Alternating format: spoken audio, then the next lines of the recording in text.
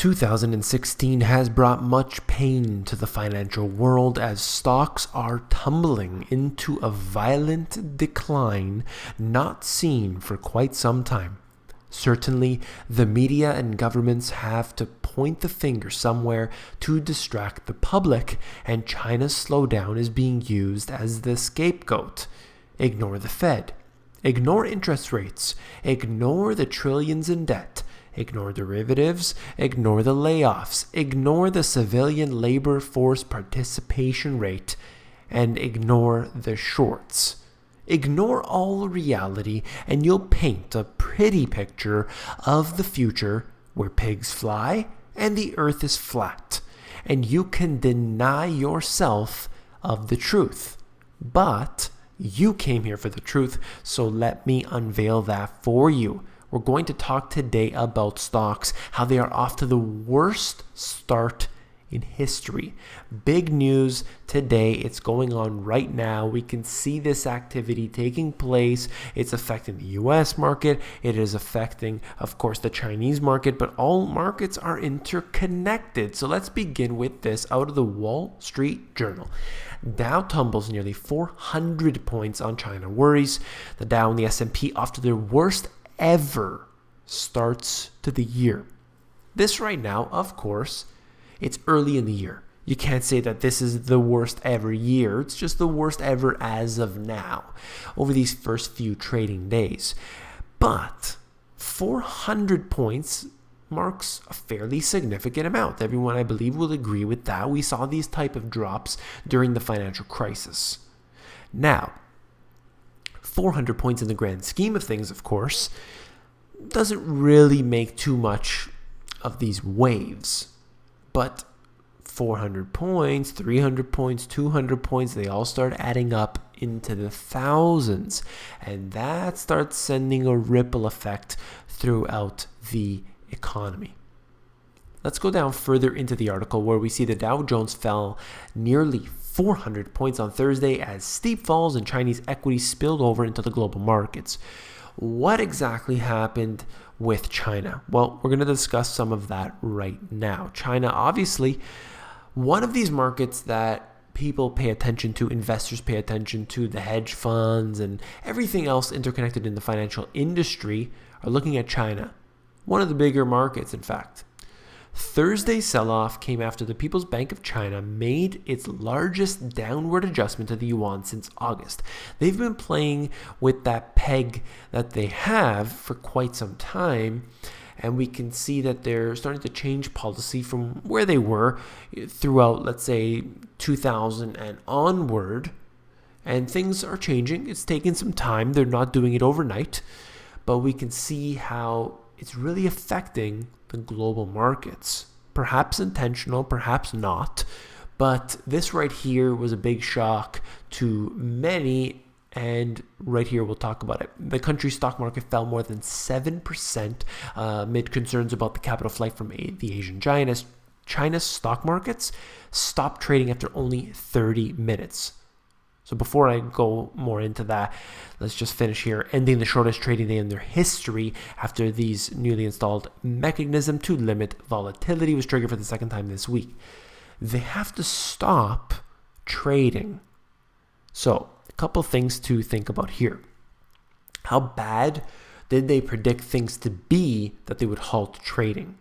Obviously, they didn't want the market to go down in the double digits.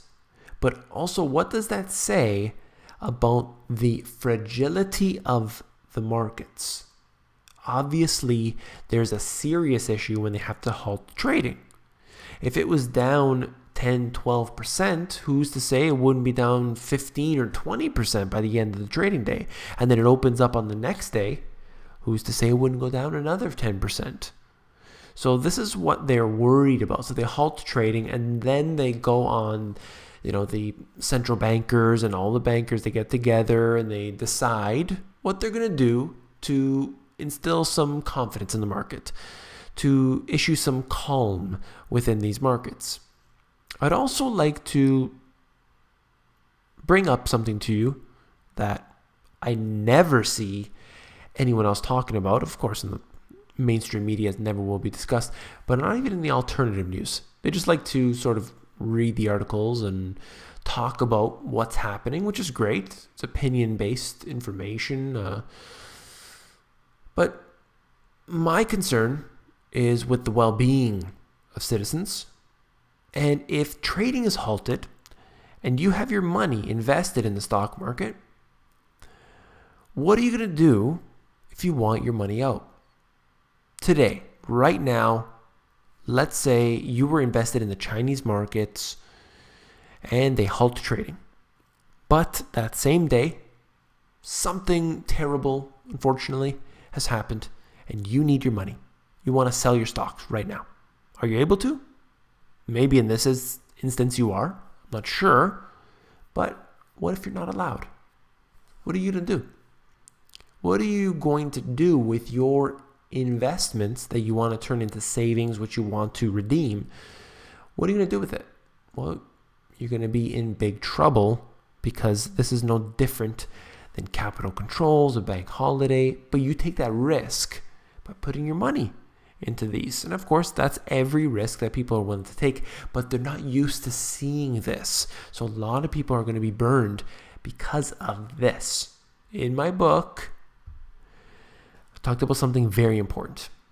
It's referred to as the dead cat bounce. A lot of people, you may know them, are going to try to take advantage of what's happening in the markets today.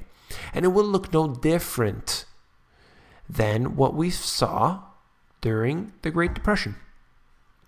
In the Great Depression, the markets tumbled, I believe it was either 40 or 50% from their peak. And investors started piling money in like crazy. They wanted to take advantage of these cheap prices. Now, if the market dropped by 50%, as we saw during the financial crisis in some areas, a lot of people said the exact same thing. Let's take advantage of these discounts. But what they failed to see, which is what they failed to see at that time during the financial crisis, same as during the Great Depression, was that the problems were not resolved.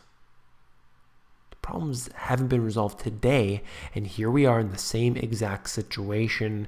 The dead cat bounce will occur. It can be a big one, takes years to form, or it could be done in short order. I believe that there are always many dead cat bounces that are occurring, and if the markets decline, let's say by 1,000 points, oftentimes that's seen as a opportunity for many.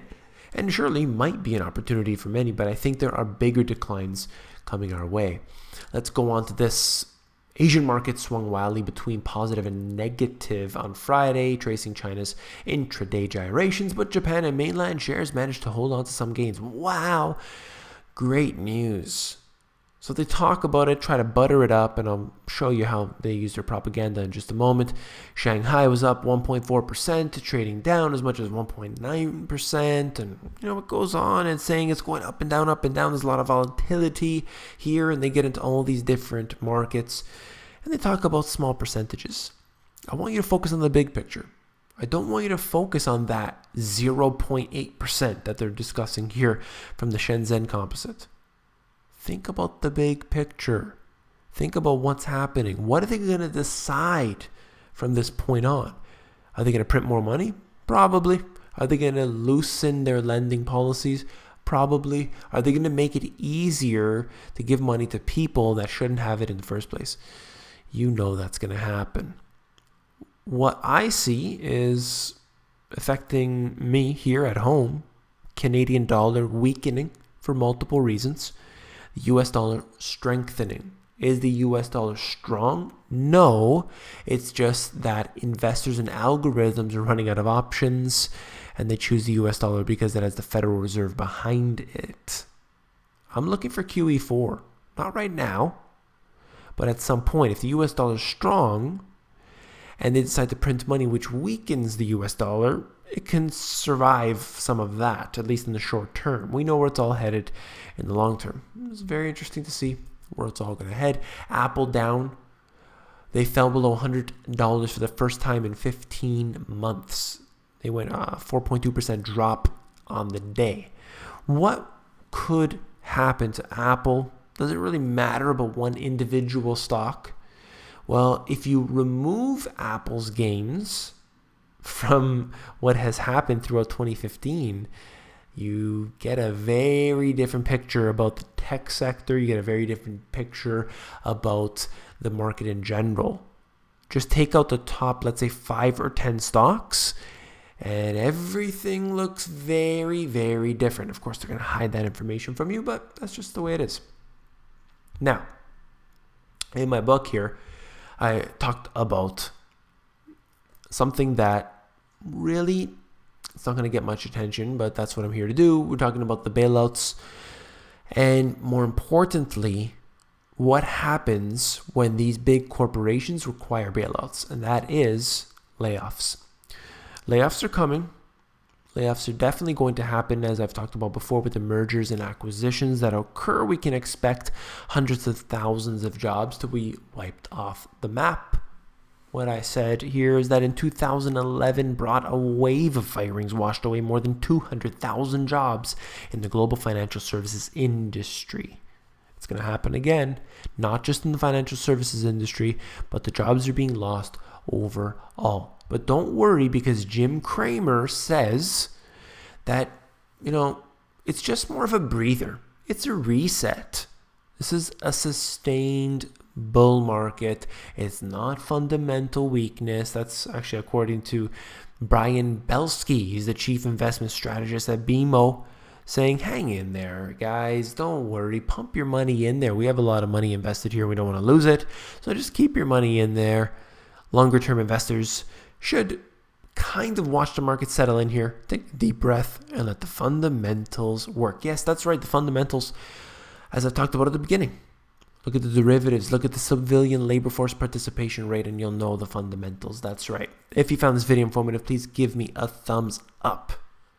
Just wanted to mention that I do check all of your comments. I'm constantly trying to reply back to them. If you want to email me, you can always do so. It does take me a little bit of time, but I do get back to your emails. If you want to email me and you don't know my email address, it is david@themoneygps.com. You can always email me in there if you have a question. You can always ask me the question on the comments too, but I generally only have time to reply to the current day or maybe the previous day's video. So just remember that, please. Last but not least, if you found the video informative, you're going to find my book, The Money GPS, even more informative. If you head over to Amazon, they have a look inside feature which allows you to flip through the pages of the book and see if you like it. Take care.